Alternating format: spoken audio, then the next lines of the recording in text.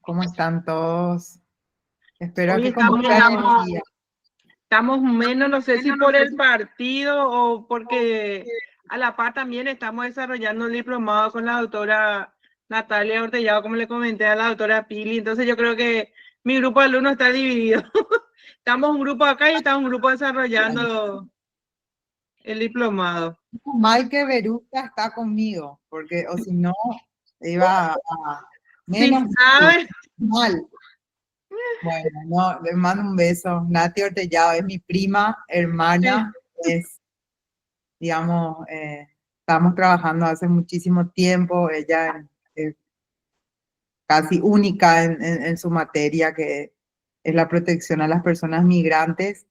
Y bueno, pero siempre digo, yo soy más simpática, pero Le tengo a dos gigantes de niñez en vivo, ¿cómo te digo? En simultáneo. ¿Quién, cómo ñaña Morandé tener este privilegio?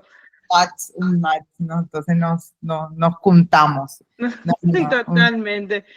Bueno, bueno, doctora, hoy estamos cerrando este taller que con mucha ilusión estuvimos hace unos meses atrás trazando y estamos hoy dando ya cierre. Entonces, doctora, hoy queremos también terminar un poquitito antes por el tema del partido, así es que ya me callo y ya te dejo, doctora, al auditorio para poder arrancar. Yo te voy a acompañar desde acá. dale, claro que sí, sí. Muchísimas gracias. Bueno, muy buenas tardes a todos y a todas. Es realmente en estas 3 jornadas tratamos de abarcar un poco maratónicamente los temas que nos hemos propuesto con mira a lo que va a ser el Congreso Latinoamericano de Niñez, Adolescencia y Familia. Y la idea era un poco ir entrenados y entrenadas en base a los temas que se van a tocar allá y bueno, ya manejar un poco algunos temas que se animen a, digamos, a presentar, a hablar, a exponer y sobre todo a tener la apertura de poder compartir nuestra experiencia paraguaya con las demás experiencias que van a estar, digamos, compartiendo en Punta del Este, ¿verdad? Entonces, entrenar la mente y bueno, vamos a entrenar un poquitito el cuerpo también para poder estar a tono también allí y bueno, compartir y lo más lindo es hacer redes, contactos, ampliar el espectro y bueno, y a partir de ahí surgen muchísimas oportunidades, otros cursos, otras becas, otras invitaciones a ponencias, así que les invito a no, digamos, desaprovechar estos encuentros internacionales. Bueno, vamos a tratar así, pero someramente para poder tener un panorama, ¿por qué tocamos este tema? Porque aparte que va a ser uno de los temas que se van a desarrollar en el Congreso Latinoamericano, también en nuestro país, ¿verdad? Se viene trabajando y se ha generado un debate importante en relación a lo que significa el derecho penal juvenil o derecho penal adolescente, con, evidentemente, seguramente recuerdan circunstancias que han conmocionado socialmente a nuestro país por hechos punibles, digamos, cometidos supuestamente por personas todavía que no han cumplido la mayoría de edad. Y bueno, generó el debate en relación a que, como bien sabemos, en primer lugar, el derecho penal adolescente está, digamos, desarrollado en el libro quinto del Código de la Niñez y la Adolescencia. Eso nosotros la tenemos que llevar sabiendo para exponer, ¿verdad? O sea, todo lo que sea la normativa penal adolescente está dentro del mismo código en el último libro, que es el libro quinto de nuestro Código de la Niñez y la Adolescencia desde el año 2000 con vigencia del año 2000, ¿ok? Entonces, ¿por qué es importante eso? Porque tenemos que saber el origen dogmático de el por qué nuestro derecho penal juvenil está más del lado tuitivo del derecho de la niñez y la adolescencia y por decirlo así, no es ni siquiera un intermedio entre lo que significa el derecho penal en sí, ¿verdad? si bien está en el medio, pero como que tiende más o está subsumido dentro del Código de la Niñez y la Adolescencia. Entonces, obviamente, todas las circunstancias sociales que se dieron generaron el debate en relación a aumentar los años previstos para las medidas privativas de libertad que existen como uno de los tipos de medidas posibles y de última ratio o de última instancia aplicar en el derecho penal adolescente. Entonces tenemos que saber justamente los principios que rigen nuestro derecho penal adolescente y eso tener en cuenta al momento de hacer estos análisis legislativos. De hecho, digamos, se trató, por decirlo así, casi inmediatamente en el Congreso Nacional y creo que quedó con media sanción aún el tratamiento y con la modificación en relación a las medidas privativas de libertad, que teníamos un tope de 8 años, eso en una media modificación legislativa han elevado a 15 años, ¿verdad? Ese es el proyecto que está actualmente en tratamiento en el Congreso Nacional. Vamos a ver cómo esto, digamos, culmina, si se produce o no la modificación que va a surtir efecto, la modificación del Código de la Niñez y la Adolescencia en el libro quinto, específicamente en relación a las medidas privativas de libertad.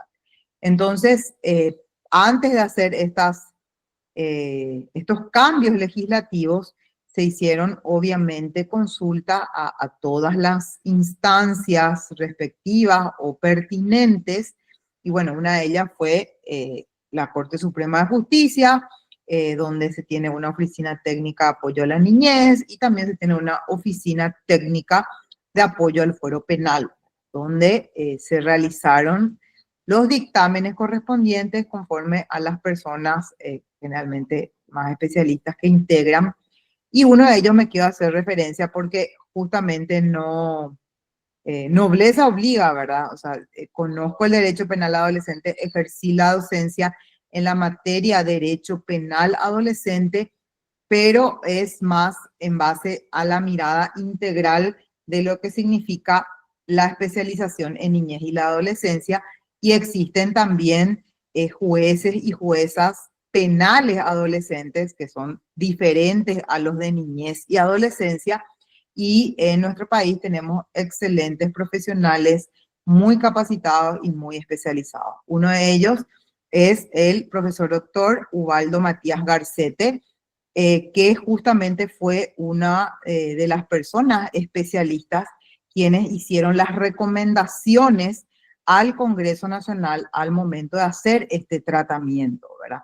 Y básicamente me voy a referir a lo que él había expuesto como voz de la Corte Suprema de Justicia al momento de hacer las acotaciones en base a los criterios técnicos, dogmáticos y normativos en relación a nuestro derecho penal adolescente, ¿verdad? Entonces, y es lo que quiero compartir un poco con ustedes el día de hoy, y sin, obviamente, inconvenientes a que puedan, digamos, expresar lo que consideren en el momento que quieran y armar el debate respectivo, ¿sí? Entonces voy a ir haciendo un paneo en base a lo que expresó, por eso lo que expresó el doctor Matías Garcete, que ampliamente coincidimos con él en esa línea, pero para tener primero el bagaje respectivo en relación a las normas, al contexto que adoptó Paraguay para el derecho penal adolescente, y que son las cuestiones que deben de tenerse en cuenta al momento de analizar los cambios normativos y por sobre todo si amerita o no, digamos, elevar los años previstos para las medidas privativas de libertad. Eso es importante decir también, ¿verdad? Porque el lenguaje es muy importante. El lenguaje es muy pertinente.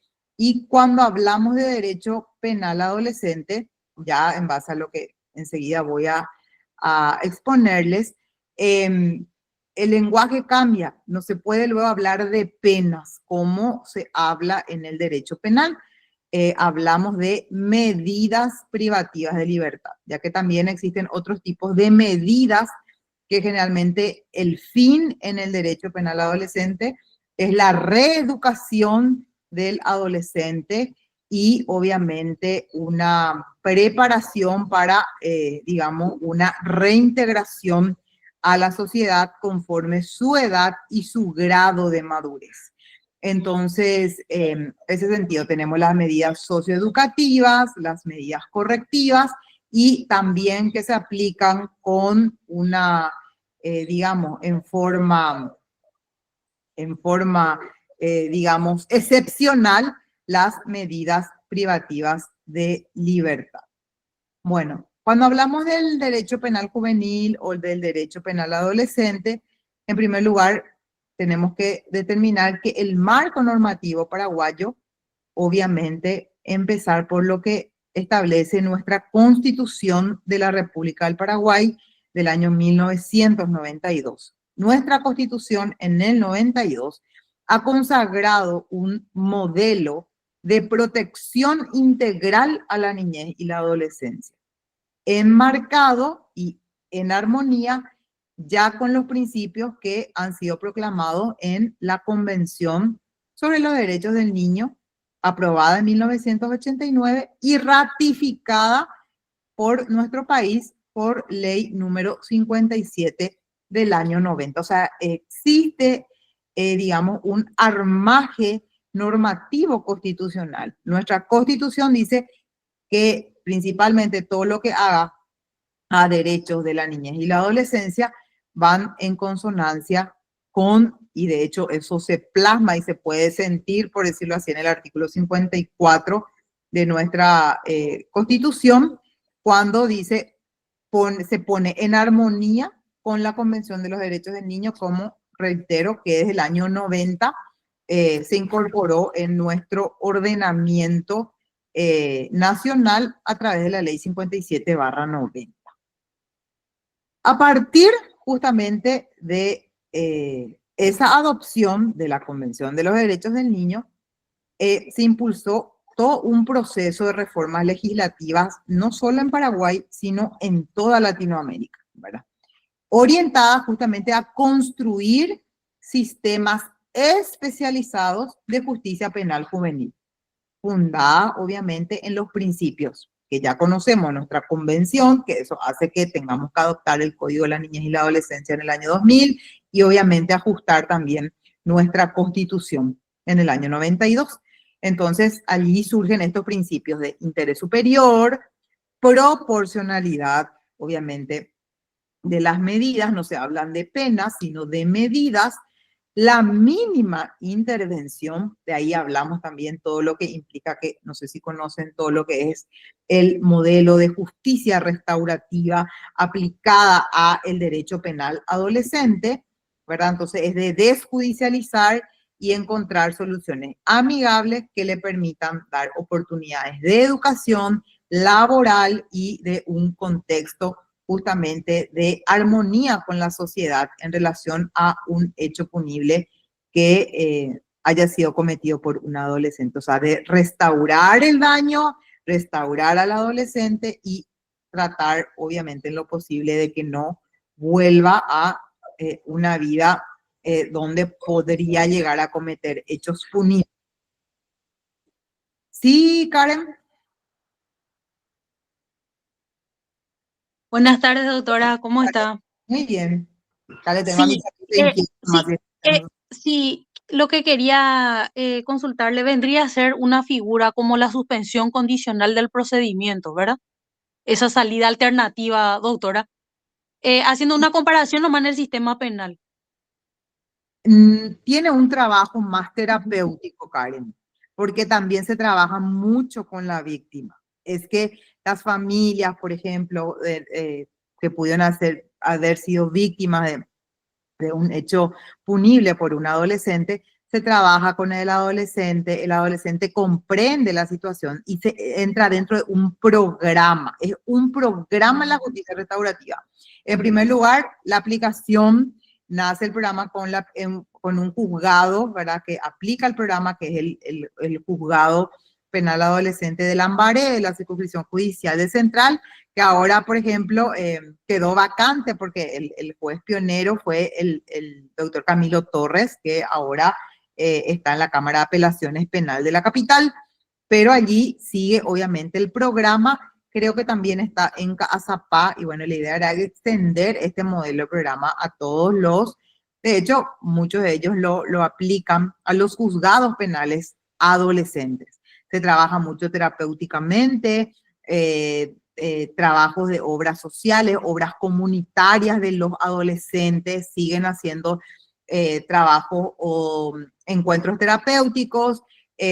No sé si llegaron a ver la experiencia de Lambaré, pueden googlear justicia restaurativa en la página de la Corte, ven que se ponen a trabajar, a hermosear la comunidad, a trabajar con las iglesias, las comunidades de vecinos, pero se trabaja mucho con las víctimas para que tengan también esa apertura. Pues se llama restaurar, tiene una especie de condonar, comprender el contexto del adolescente, y hay historias muy fantásticas donde, por ejemplo, la empresa que tenía, o sea, la familia víctima en su momento, que tenía una empresa familiar, el adolescente trabaja terapéuticamente, se comprende, se piden disculpas, y muchas veces el adolescente llega a ser incorporado laboralmente en esa empresa familiar, ¿verdad? Y así sucesivamente, pero habla mucho, tiene que haber involucrarse mucho en la comunidad y sobre todo también trabajar con la víctima para que realmente allí se construya la paz social, ¿verdad? Cuando justamente ese daño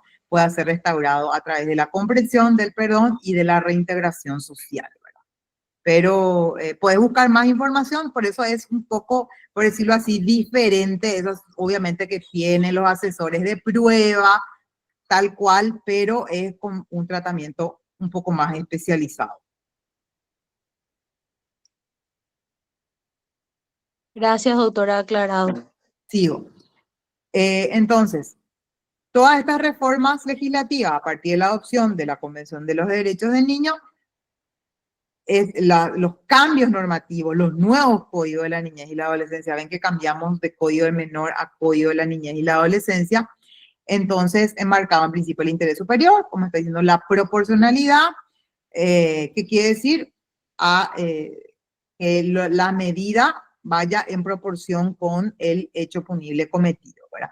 La mínima intervención, la desjudicialización, evitar en lo posible estar dentro del proceso, tratar de resolverlo, eso alternativamente, resolver alternativamente el conflicto, y sobre todo la adopción de medidas socioeducativas. O sea, todo tiene que tender o el principio es que un adolescente en conflicto con la ley penal es porque es como que se salió del camino del desarrollo y de la educación que obviamente tiene derecho de por sí como todo niño, niña o adolescente. Entonces, algo falló en el acompañamiento para el desarrollo de un adolescente, es por eso que eso lo llevó a estar en un contexto para la comisión de hechos punibles.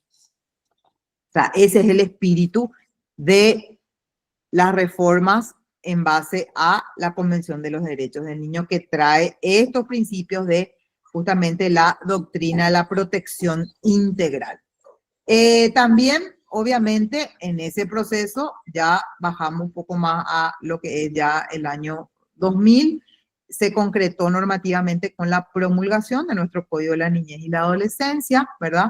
Ley 1680, en realidad es /00, muchas veces se tiene, pero nuestro Código de la Niñez y la Adolescencia, como saben, tuvo un año de lo que se llama vacatio legis para preparar justamente el sistema a fin de que cuando entre en vigencia ya estén, digamos, los nuevos actores inclusive que prevé. Y es ahí donde justamente establece en el libro quinto un régimen penal especial para adolescentes en conflicto con la ley penal, valga la redundancia. ¿Qué quiere decir eso? Establecía jueces penales, aparte de lo de la niñez y la adolescencia, jueces penales especializados, fiscales penales adolescentes especializados, defensores penales adolescentes especializados, y todo justamente trae, al igual que el Código de la Niñez y la Adolescencia, para los juzgados de niñez y adolescencia, los apoyos de equipos técnicos que trabajen directamente con los juzgados y los operadores del sistema especializado.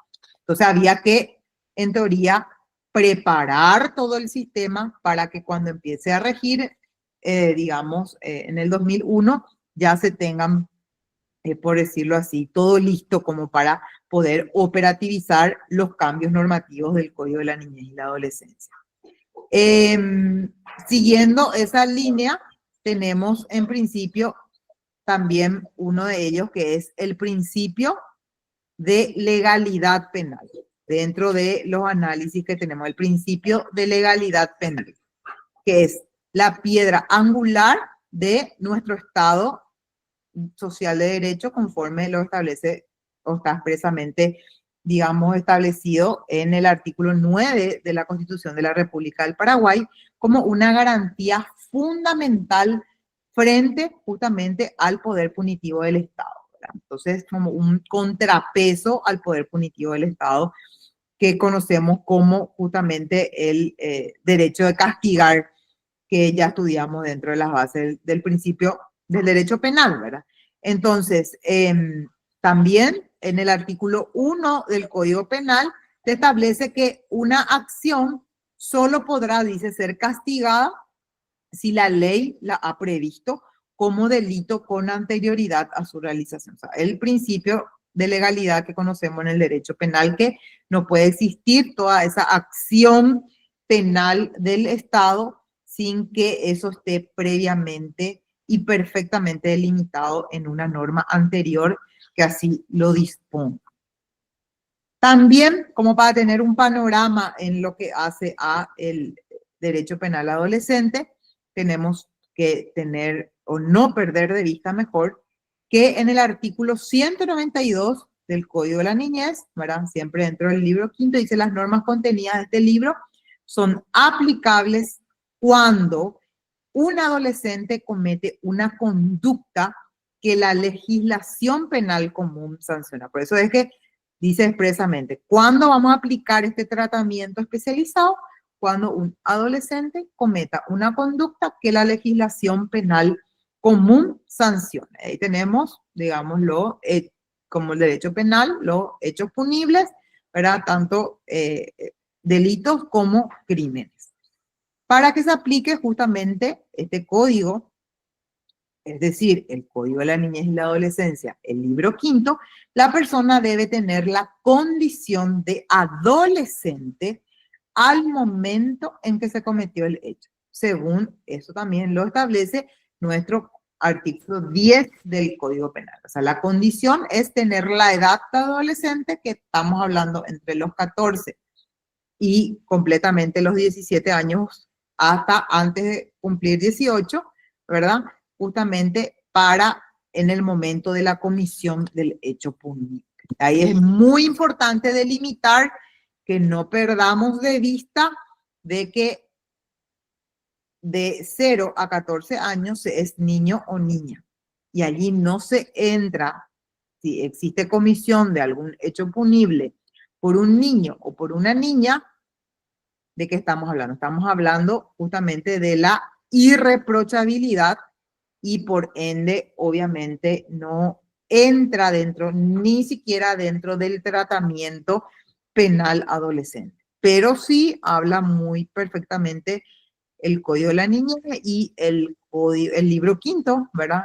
De que en caso de que la comisión de hechos punibles sea por un niño o por una niña, entonces evidentemente lo que tiene que accionarse es, digamos, la labor o las funciones de la Consejería por los Derechos de los Niños y Adolescentes, o conocida como CODENI, para que pueda trabajar con esa familia y ver qué ajustes terapéuticos, tratamientos, etcétera, corresponden aplicar o trabajar con el niño y con la familia a fin de que esta situación vuelva a repetirse. Eso es muy importante para saber y sobre todo cuando estamos dentro del ámbito especializado y escuchamos de que, no sé, que un niño que vaya a la cárcel o que cumpla alguna condena o sea, si un adolescente comete un hecho punible y más aún si un niño comete hecho punible, es que falló el anillo de protección familia, sociedad y Estado establecido en nuestro código, perdón, en la Constitución de la República, ¿verdad? Entonces, mirarlo con una mirada absolutamente punitiva es porque evidentemente falta esa mirada y esa perspectiva especializada y justamente eso buscamos convertir a través de las políticas públicas, las políticas sociales y qué está pasando en el sistema que estos niños han llegado hasta esta situación. ¿Ok?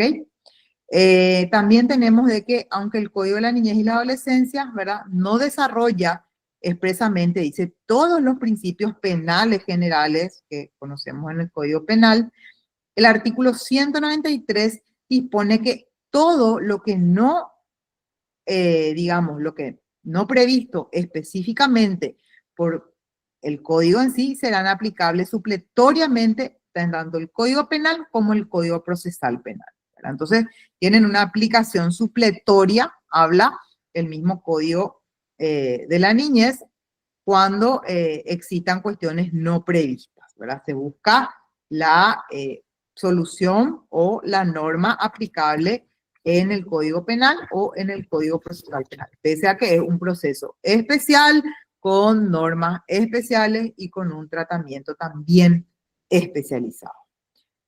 En el sistema penal juvenil paraguayo o derecho penal adolescente, no se establece tampoco una correspondencia directa entre cada tipo penal y una sanción específica, como se tiene desarrollado en el Código Penal, ¿verdad? De adultos, por decirlo así. En cambio, se reconoce, ¿verdad? O se determina al juez o jueza especializado penal adolescente una amplia facultad valorativa o de valoración para determinar la medida socioeducativa más adecuada, atendiendo a las circunstancias del hecho y la situación del adolescente. Es decir, no es tampoco una regla específica que diga, habla de los tipos de medidas, de la clasificación de las medidas socioeducativas, correctivas y privativas de libertad, pero no habla de, por ejemplo, tantas medidas socioeducativas para tal hecho punible. No es una cuestión así, por decirlo así, matemática o en escala o gráfica determinada, pero le da la facultad justamente a el juez o jueza penal adolescente que analice perfectamente la condición especial de ese adolescente, todo lo que implica el apoyo del equipo técnico para que dé justamente esa mirada psicosocial y ver cuáles son las más pertinentes para ese contexto. A lo mejor puede ser un adolescente que sí tiene, digamos, un desarrollo educativo, pero tiene otras cuestiones de carácter social y familiar débiles, o viceversa. Entonces se analiza cada circunstancia especial y allí se ve cuál es, de todos los tipos de medidas que están previstos, cuáles son las más pertinentes. O sea, una mirada realmente integral, personalizada y especializada. En efecto, dentro de nuestro libro quinto, el artículo 206 del Código de la Niñez y la Adolescencia también delimita expresamente los casos excepcionales en que puede imponerse una medida privativa, o sea, una medida privativa de libertad, estableciendo, dice, un marco claro y taxativo. ¿Qué quiere decir? Siempre hablamos de que inclusive dentro del derecho penal adolescente, la medida privativa de libertad es de aplicación excepcional. Tratar de agotar las respuestas o lo que se busca para el adolescente con las medidas socioeducativas o correctivas. O correccionales también, como es el término que utiliza el Código de la Niñez y la Adolescencia.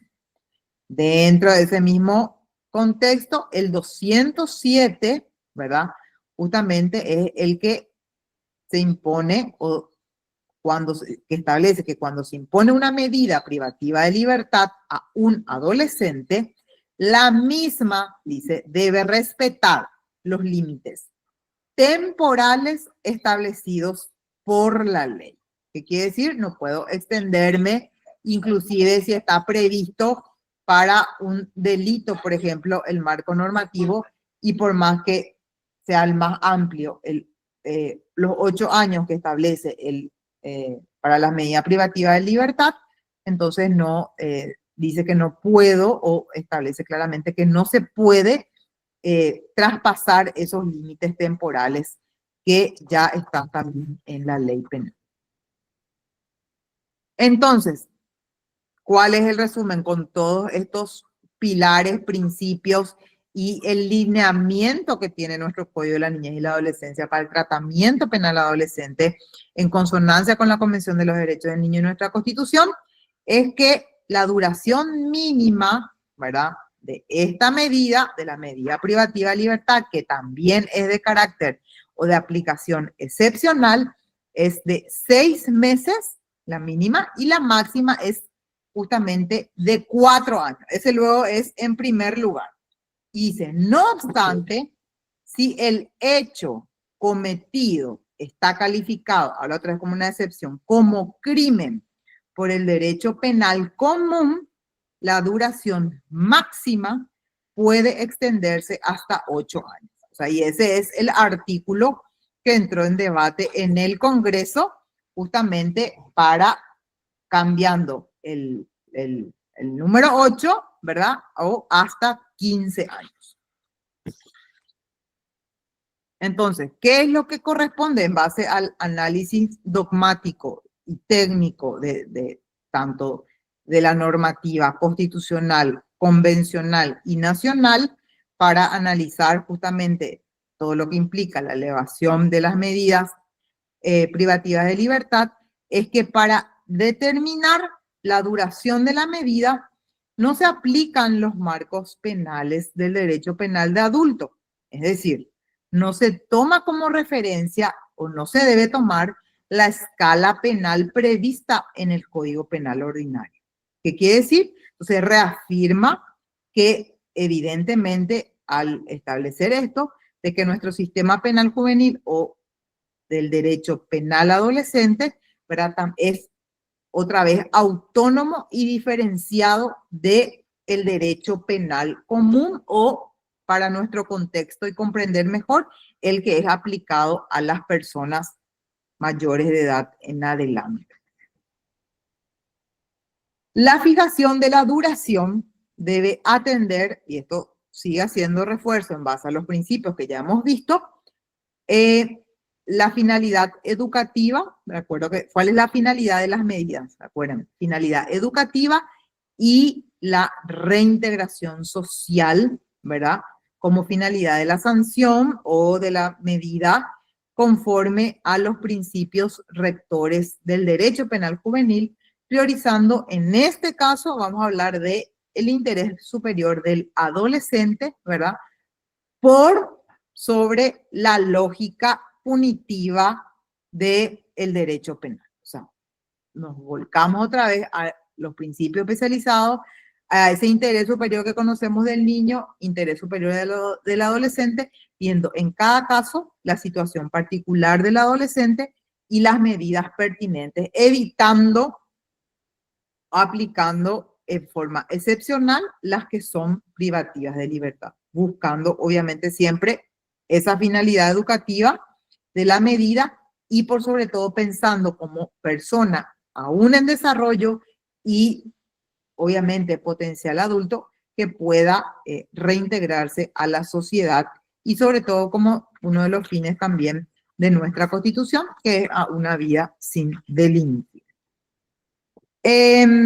Para hacer un poco también de referencia, es importante, no sé si conocen la ley 5.162, justamente del año 2014, que hizo toda la reforma, lo que es el sistema de ejecución penal.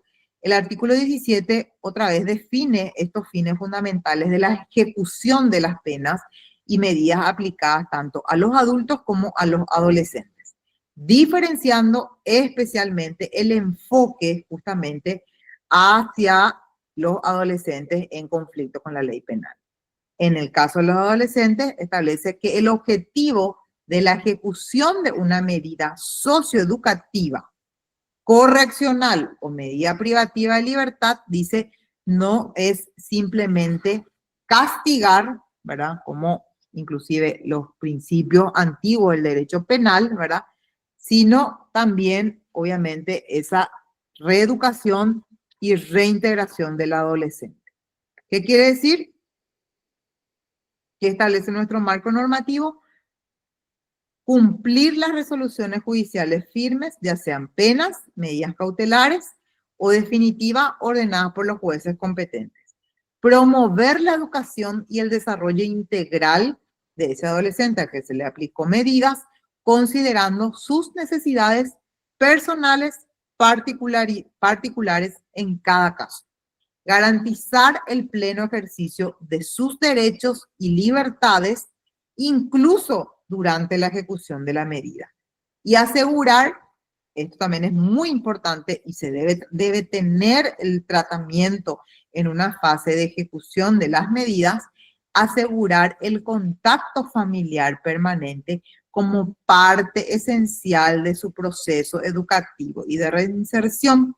Entonces es todo un tratamiento, sino más que va a cumplir privado de libertad, sino buscar ese tratamiento terapéutico, si tiene familia, si es importante el contacto de su familia o de algún referente afectivo, ¿verdad?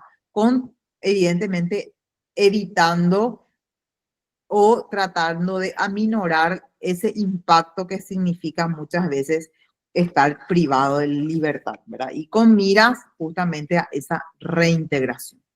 Hacia acá, ¿hay algún tipo de pregunta, comentario, opinión al respecto? Antes de pasar justamente a esta mirada convencional y de los tratados y documentos internacionales.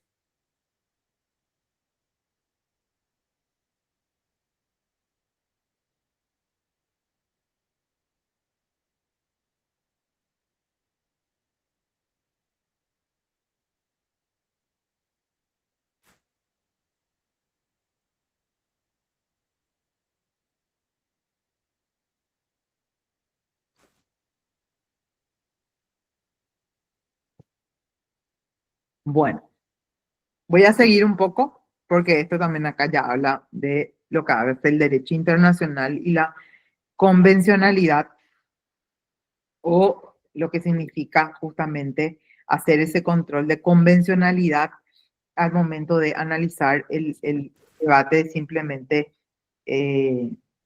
modificar por una situación muchas veces puntual todo lo que implica el sistema que adoptamos en base a nuestra Constitución y a las convenciones que nos comprometimos a cumplir como Estado al suscribir, y encima otra vez a integrarlo a nuestro sistema normativo ratificándolos por ley, ¿ok?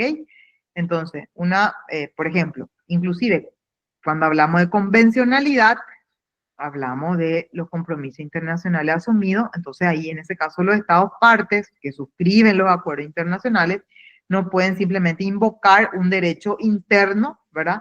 Para no cumplir o dejar de ver el derecho internacional al cual se adscribió. Entonces, haciendo un repaso de las convenciones internacionales referentes a este tema del derecho penal adolescente, obviamente vamos a tocar algunas normativas internacionales. ¿Cuáles, por ejemplo? En la Convención de los Derechos del Niño, sabemos, ratificada por Ley 57/90. El artículo 37 de la Convención de los Derechos del Niño dice claramente: los estados partes velarán por qué ningún niño sea sometido a torturas ni a otros tratos o penas crueles, inhumanos o degradantes. ¿Verdad? Todo lo que tenga que ver con el tratamiento de derechos humanos, en un caso de medidas privativas de libertad, etc. B, la detención, ¿verdad? En el caso de niños o hablando adolescentes, se utilizará solo como medida de último recurso y durante el periodo más breve que proceda. Esto Paraguay suscribió la Convención de los Derechos del Niño y esto dice en el artículo, o sea, va con una cuestión limitante, todo lo que tenga que ver la detención, la privación de libertad, los tratos durante la privación de libertad, etc. También, dentro de la Convención de los Derechos del Niño, el artículo 40.1 dice, los Estados partes reconocen el derecho del niño acusado de haber infringido las leyes penales a ser tratado de manera acorde con el fomento de su sentido de la dignidad. Es decir, con el objetivo, y acá vuelve, estos principios están reforzados en la Convención de los Derechos del Niño, con el objetivo es promover su reintegración. No es castigar, es justamente tratar acorde a su sentido de dignidad y promover la reintegración. Todo el tiempo es promover la reintegración. Refuerza dentro del mismo artículo 40. Los Estados partes reconocen el derecho del niño, esto volvía a decir, con el objetivo de promover la reintegración. O sea, son algunos principios del derecho penal adolescente consagrados en la Convención de los Derechos del Niño. Esto está reforzado en la Constitución del 92, en armonía, por decirlo así, y se termina de plasmar en el libro quinto del Código de la Niñez y la Adolescencia en el año 2000. Otro instrumento muy importante en materia penal adolescente son las reglas de Beijing, ¿verdad? Adoptadas en el marco de la ONU en el año 1985. Y esto también hace parte dentro del pool de normativas internacionales, ¿verdad? Vigentes también para aplicación en nuestro país. Una de las reglas de Beijing, que es hace a la materia penal adolescente, es la regla 5.1. Dice, el sistema de justicia juvenil debe fomentar el bienestar del adolescente. Acuérdense, no es castigar, fomentar el bienestar del adolescente y velar porque se reaccionen proporcionalmente a las circunstancias del infractor y la infracción. Con esa mirada del principio de proporcionalidad, el fin de la medida y el interés superior del adolescente para ese caso particular. También la regla 17 habla de que la privación de libertad debe utilizarse solo como último recurso y por el menor tiempo posible. Vuelve a reforzar en consonancia con la Convención de los Derechos del Niño. Las reglas de Beijing reconocen que los adolescentes tienen necesidades especiales y que existen múltiples medidas que pueden aplicarse en su atención.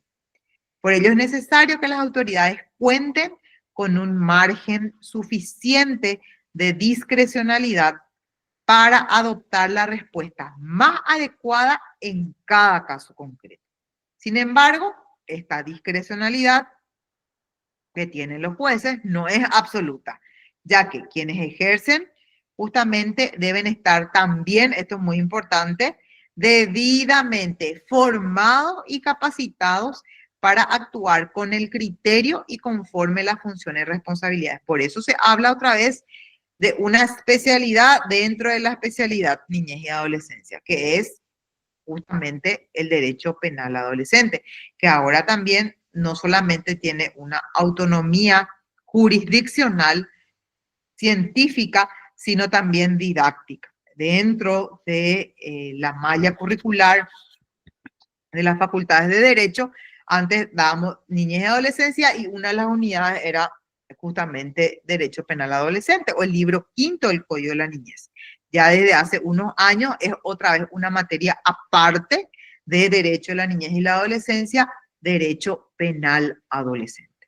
Otra normativa internacional que debemos estar capacitados cuando hablamos de Derecho Penal Adolescente justamente son las reglas de La Habana de 1990 también, aprobada por resolución de la Organización de las Naciones Unidas. Nosotros al ser parte de la Organización de las Naciones Unidas, evidentemente todos esos documentos normativos son los que evidentemente estamos compelidos a integrar y estar en consonancia dentro de la elaboración y la aplicación de las diferentes leyes y en este caso especializadas. Dentro de la regla de La Habana tenemos la regla 17 que habla de que la detención se utilizará como último recurso y por el periodo más corto posible. Se prestará especial atención a medidas alternativas. Esto nos dice en la regla de La Habana, que obviamente nos rigen en materia convencional. Entonces, si tenemos o nos adscribimos a todas estas normativas internacionales que nos dan la pauta a seguir dentro del tratamiento penal adolescente, entonces habría que ver cuáles son los fundamentos para, digamos, en forma, por decirlo así, más intempestivamente o reaccionariamente, decidir cambiar el Código de la Niñez y la Adolescencia, o al cambiar no debemos de perder de vista justamente lo que nos hemos comprometido internacionalmente a cumplir o a ajustar nuestro sistema penal adolescente. Y acá algo muy interesante que hace el doctor Matías Garcete, no me voy a atribuir jamás a lo que no soy del todo especialista, sino simplemente también una estudiante más incansable en este tema. Él realiza unos cuadros comparativos que puso justamente al Congreso Nacional de cómo abordan el tema de la cantidad o los años establecidos para las medidas privativas de libertad en los diferentes países, ¿verdad? Para ver si realmente corresponde así de la nada elevar las penas, ¿verdad? Por ejemplo, ¿verdad? En Argentina, ¿verdad? Tienen sus leyes, son del 80, del 83, dice edad mínima de imputabilidad, justamente habla inclusive de 16 años, solo para delitos graves, dice. Edad máxima de aplicación en la justicia penal juvenil, 17 años, y justamente habla de que la sanción máxima de privación de libertad, dice, son punibles solo por delitos con pena privativa de libertad mayor a 2 años y no pueden ser condenados a lo que conocemos en la Argentina, que le conocen ellos a prisión perpetua o que son muchos años, ¿verdad? No es cadena perpetua, pero le llaman así en Argentina porque tienen elevada cantidad de años para la privación de libertad, ¿verdad? Como condenas por privación de libertad. En Chile, por ejemplo, la edad mínima de imputabilidad es 14, igual que acá, ¿verdad? Y máxima 17 años, dice, con extensión hasta los 21 años para el cumplimiento.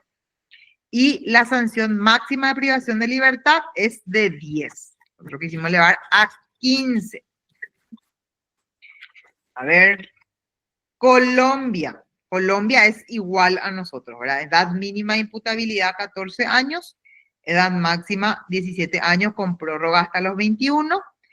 También tiene un sistema especializado con medidas pedagógicas y también sancionatorias, y la sanción máxima de privación de libertad es de 8 años. Como acá, ¿verdad? Actualmente. Ecuador, ¿verdad? Ahí, por ejemplo, la edad mínima de imputabilidad es 12, la edad máxima de 17, como acá, un régimen especializado, medidas socioeducativas, incluyendo privación de libertad, pero la sanción máxima es de 4 años. Colombia ya dije. Perú, tiene edad mínima de imputabilidad 14, máxima 17 años, con cumplimiento hasta los 21 años, sistema penal juvenil con enfoque restaurativo y medidas progresivas, le llaman ellos, y una sanción máxima de privación de libertad de 6 años.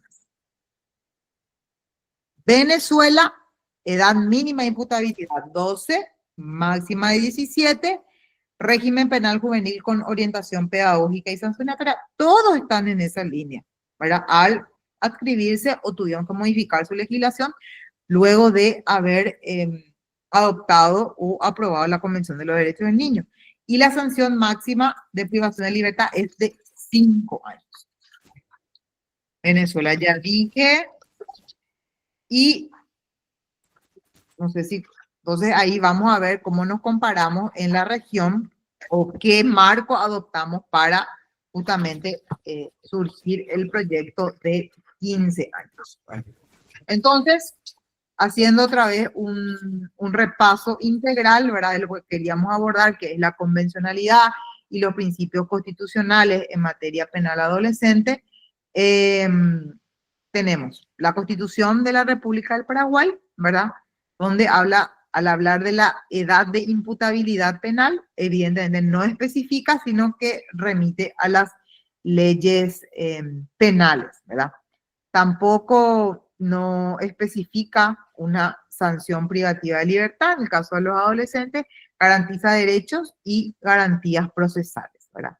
El énfasis en materia penal adolescente, los principios están consagrados en el artículo 54 de la Constitución, cuando hablamos de protección integral a la infancia o a la niñez y la adolescencia, ¿verdad? Entonces, ya el Código Penal es el que habla de que la imputabilidad, ¿verdad? Es la inimputabilidad hasta los 14 años y la imputabilidad desde los 14 años, ¿verdad? Dice que no aplica las sanciones penales a los que sean niño o niña, que quiere decir inferior a los 14 años, ¿verdad? Y define la edad mínima para la responsabilidad penal. En nuestro Código de la Niñez y Adolescencia, libro quinto, nuestro artículo 192, que es obviamente el aplicable a los adolescentes entre 14 y 17 años. El 207, que es el objeto de reforma actualmente en el Congreso, de que la privación de libertad, ¿verdad?, es de 6 meses hasta 4 años y hasta 8, excepcionalmente, para crímenes graves. Se establece un sistema, como la mayoría de los países, penal juvenil con enfoque educativo y con el objetivo de la reinserción o reintegración a la sociedad. Lo mismo, la Convención de los Derechos del Niño tampoco fija una edad específica, pero recomienda establecer una edad mínima adecuada. El artículo 37, que ya vimos, que es la privación de libertad como último recurso, eso es un principio, ¿verdad? Y también de que por un periodo lo más breve posible. Y obviamente fue ratificada por Paraguay, entonces nos obliga a adaptar nuestra convención o nuestra legislación nacional a estos principios como lo hicimos en el Código de la Niñez y la Adolescencia. Las reglas de Beijing recomiendan no fijar una edad demasiado baja para la responsabilidad penal. Eso también a veces está en debate, de bajar la edad de imputabilidad de 14, en otros países a 10, a 9, ¿verdad? Si suscribimos la regla de Beijing, una de las recomendaciones es no tener una edad muy baja para la responsabilidad penal, ¿verdad? Establece restricciones a la libertad personal, dice, solo tras un cuidadoso estudio y obviamente que deban ser reducidas al mínimo. Proporciona directrices para la administración de justicia juvenil. O repaso también las reglas de La Habana que vimos también, aplica, dice, a adolescentes privados de libertad, ¿verdad? Y tampoco establece una edad específica.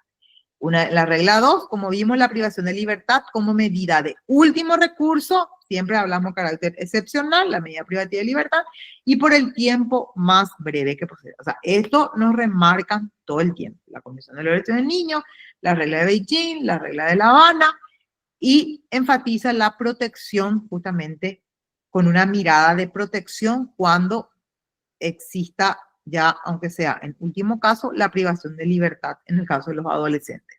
Y a no perder de vista, obviamente, también la Convención Americana sobre los Derechos Humanos, el Pacto de San José de Costa Rica, que tampoco especifica una edad y garantiza derechos judiciales, dice, o garantías a toda persona. También habla de que la pena privativa de libertad debe tener como finalidad esencial la reforma, ¿verdad? O reeducación, como hablamos, y la readaptación social. También fue ratificada por el Paraguay e integra nuestro bloque de constitucionalidad. Y también existe una Convención Iberoamericana de los Derechos de los Jóvenes, donde justamente habla también que establece jóvenes inclusive de 15 a 24 años. Promueve medidas socioeducativas y alternativas a la privación de libertad. O sea, siempre teniendo a las medidas privativas de libertad en carácter excepcional. Y obviamente también fue ratificada por Paraguay y complementa justamente toda esta visión de protección de la niñez y la adolescencia de nuestra Constitución, la Convención de los Derechos del Niño y nuestro Código de la Niñez y la Adolescencia.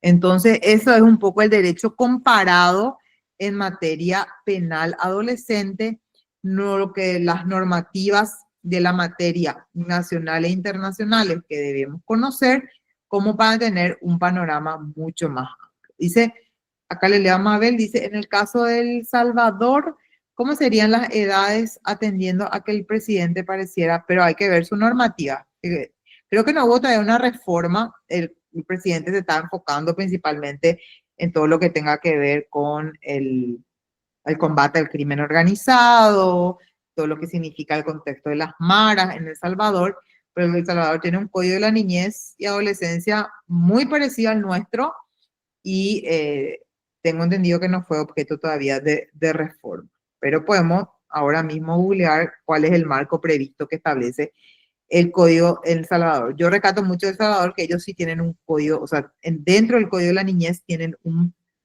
proceso general para el tratamiento de los diferentes procesos. Tienen como un proceso madre integral, como un código procesal de familia, ¿verdad?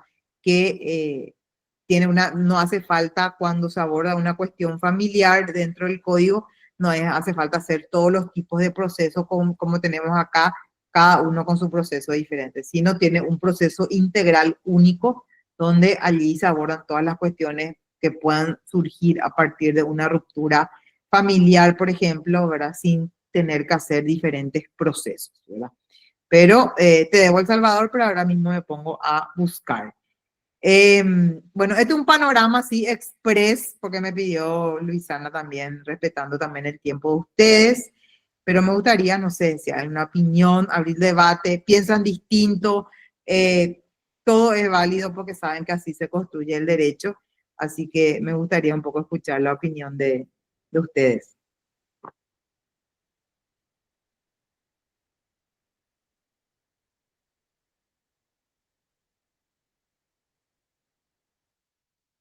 Otra, yo creo que ya están todos modos albirrojos.